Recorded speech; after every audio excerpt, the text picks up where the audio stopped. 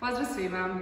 Kroz nekoliko kratkih video materijala pokušat ćemo vam prezentirati odredbe našeg natjecateljskog pravilnika, točnije pravilnika o natjecateljskoj odjeći i obući. U kategoriji mlađih osnovaca i osnovaca, za koje vrijede ista pravila o natjecateljskoj obući i odjeći, za plesačice dozvoljene su 3 vrste kombinacije natjecateljske haljine. Dakle, prva varijanta podrazumijeva majicu, bodi ili triko i suknju iste boje. Natjecateljski kostim može biti i haljina krojena u jednom komadu, bilo koje boje izuzev crne.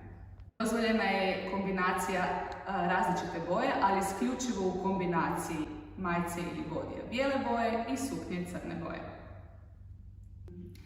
Dozvoljena je kombinacija različitih materijala iste boje. U slučaju da se koristi materijal koji je proziran, izuzetno je važno postaviti ga neprozirnim materijalom, na primjer kombinacija čipke i likre. Prozirni materijal može se koristiti isključivo u području rukava. Izrazi oko vrata mogu biti različiti. Okrugli izrez, V izrez, lađa izrez, lagano nabrani izrez i još nekoliko varijanti koje su vam dostupne u našem pravilniku. Rukavi na plesnoj haljinici kategorije mlađih osnovaca i osnovaca mogu biti kratki, 3/4, naravno dugi, mogu biti bez rukava, a mogu i za ove malo slobodnije, veselije biti puf rukavići.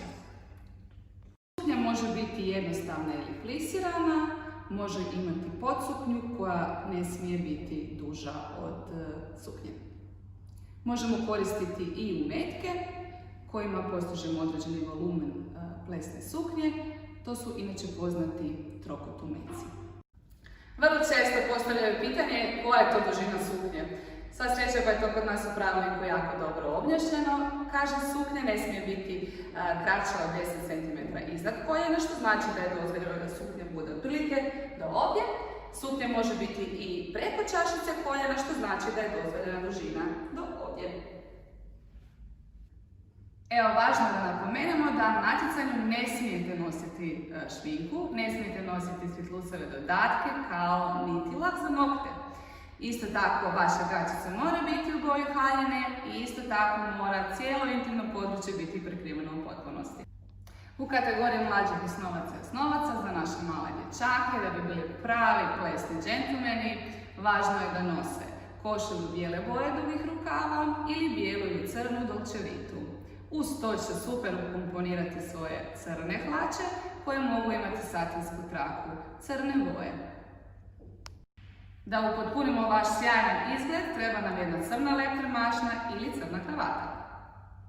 I nemojte nikako nositi prsluk, to je za starije kolege. I pritom, dečki, nemojte nam doći s bijelim čarapama, obvezne su crne. Dakle, plesne cipelice za naše djevojčice u mlađim osnovcima mogu biti bilo koje boje. Važno je naglasiti da nose cipele blok pete koje može biti maksimalno 3,5 cm visine. Preporučamo boju kože, odnosno bež boju cipela, jer će odlično pristajati na vaš standard i laku haljinu. Za razliku od naših dječaka, djevojčice mogu nositi bijele sokne ili najlonke boje kože, ali ne one mrežaste.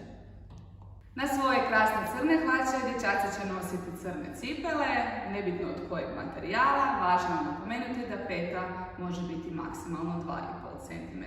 Vrlo često znamo vidjeti grešku, a to je dakle da mlađe osnovci nose cipele sa blok petom, što za njih sada od 3,5 cm nije dozvoljeno.